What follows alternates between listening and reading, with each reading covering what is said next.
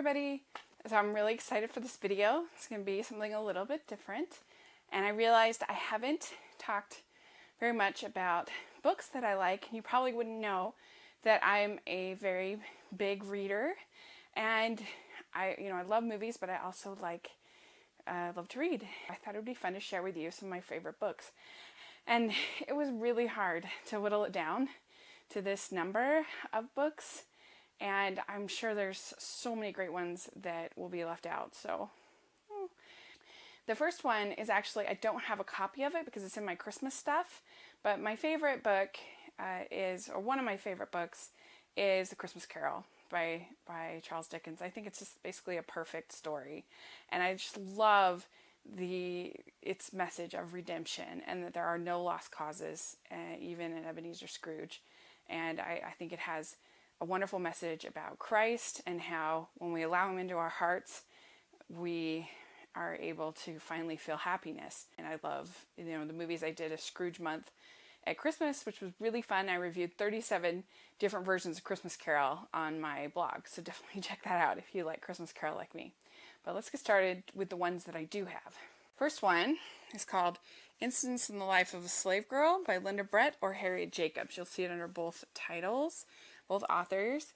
And this is a really stirring narrative about a woman who is a slave, who her desire is to free her children from slavery and find her way to freedom. And it is just insane what she goes through. She lives for, I think, 7 years hiding in the floorboards of her grandma's house, which is just crazy. There's so many things like that. And there's some people who say that it's like an amalgamation of a whole bunch of different slave stories. But even if that's true, it's still very moving and insane that anyone went through this. And I love the ending with a message about friendship and true sacrifice. I have Great Expectations, another Charles Dickens. I think this book is such a surprise. Anyone who says they don't like classics, I just wonder if they've read Great Expectations, because the characters are so unexpected and I never have any idea what they're doing or what their motivations are. And it's, even after I've read it many times, I still am engrossed and still can't quite figure out what's going on with Pip and his story and who the different characters are, and Miss Havisham and the wedding and just everything. It feels very modern to me when it's a Dickens classic. Next I have Mama's Bank Account by Catherine Forbes. This may be one you might not have heard of, but there was a movie based on it called I Remember Mama, which is wonderful, with Irene Dunne, and a play that a lot of people know about. It's just the memoir of Catherine Forbes about her mother in turn of the century San Francisco.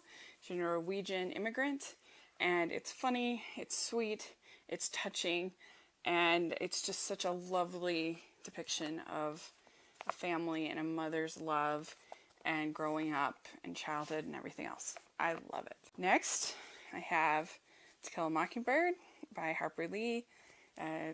I've never met anyone who doesn't like To Kill a Mockingbird.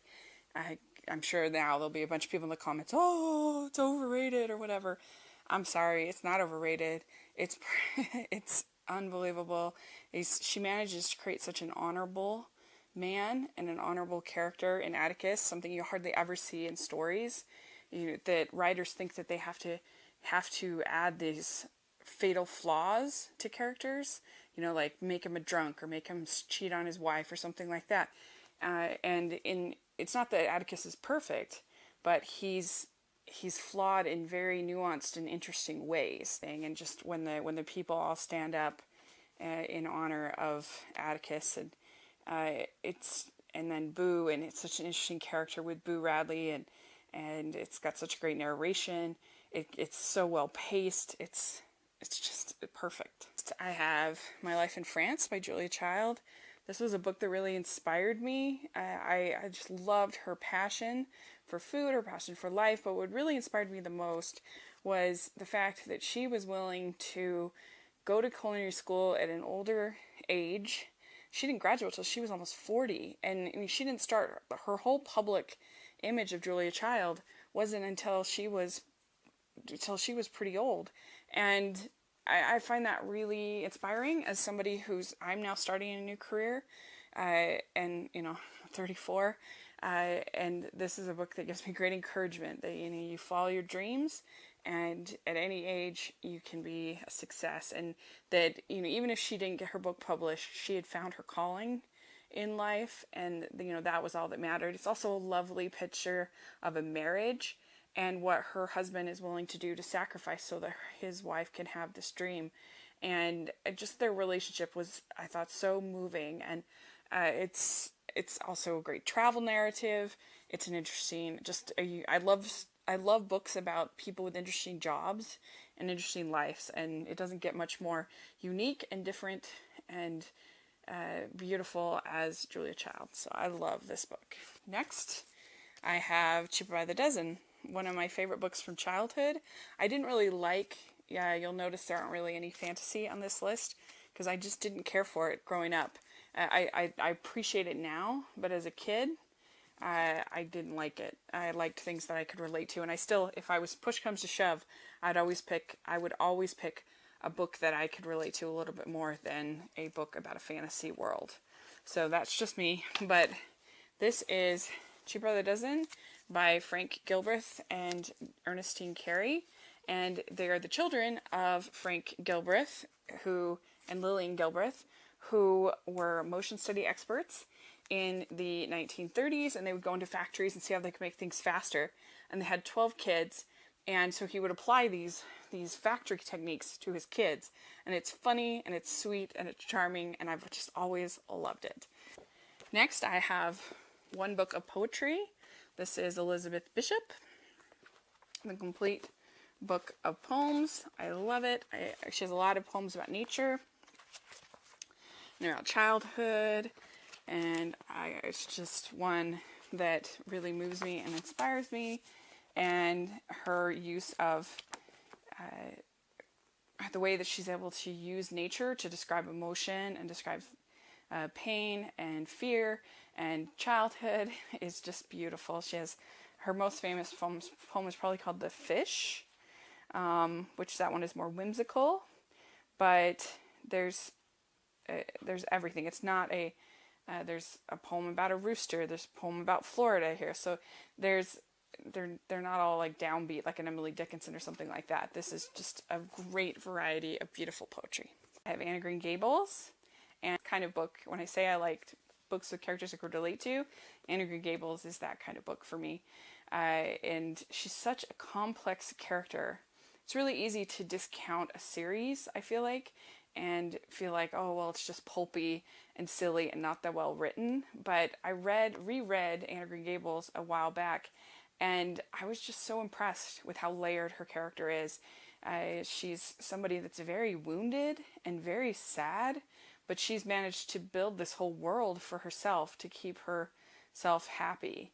And it's not until she gets some love, as muted as Marilla's love is at the beginning, it's something, and it's peaceful, and it's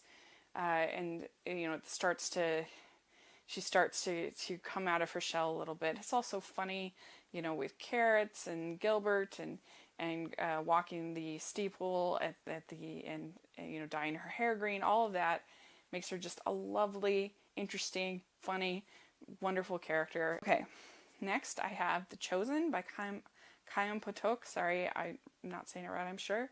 But this is a book that I love because it is so rich. Like, I read it about every 3-4 years, and every time it's like reading a new book for me. When I first read it when I was in high school, I felt like Danny's father was a complete monster. And then when I was in college, I had sort of more sympathy for Reuven and his father, and was really engaged in that.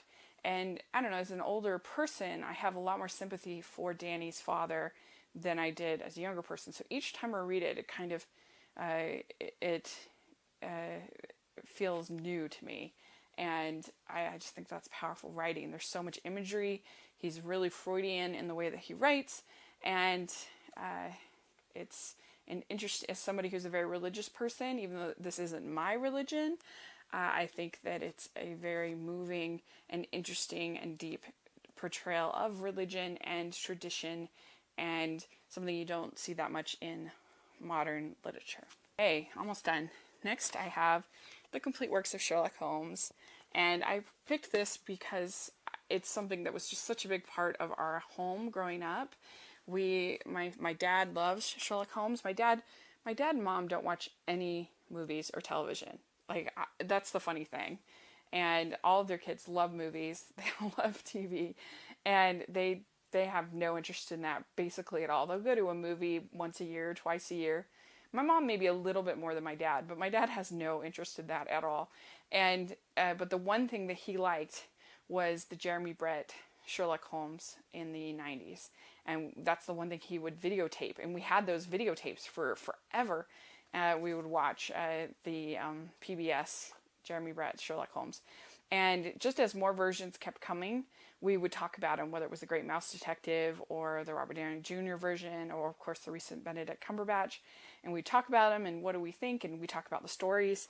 And they're just so well paced. And Holmes is he's such an unlikable guy, and yet he's so likable, which makes him really interesting because he's just himself. And I think that's why people have always liked Sherlock Holmes, is because there's no pretense with him at all. He just tells you what he thinks, but yet he's so brilliant and he's being so honest that it works. And these are the top three. These are my three favorite books. Okay, I have Pride and Prejudice. I feel like it's such a cliche for a girl to like Pride and Prejudice, but there you go. I like Pride and Prejudice. I think it's brilliant. I think it's amazing, and has such complex characters.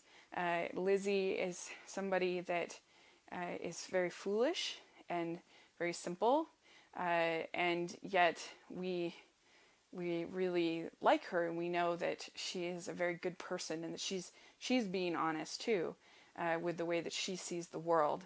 And she's not somebody who falls into sort of the traps of her era, which makes her really likable. And Darcy is a very interesting character, somebody that you think you know, and then you learn a little bit more. But you always wonder about him because he has so many people in his life who love him.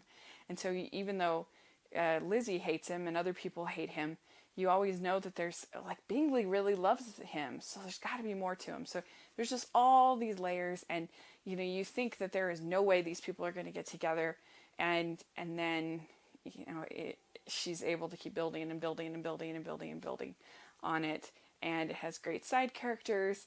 It's just a wonderful romance, even though it has almost no romantic dialogue between Lizzie and Darcy. My next favorite is The Book Thief by Marcus Zussek. This is definitely my favorite modern book that I have read. It's my favorite book that I have read in a long, long time. I've read it about 6-7 times because it's so rich. This book has about 30 fully developed characters. I'm not exaggerating. I mean, it blows me away. I mean, there's characters, you only see them for about a chapter, and you have a whole story. And you feel a whole story, and it's just so different.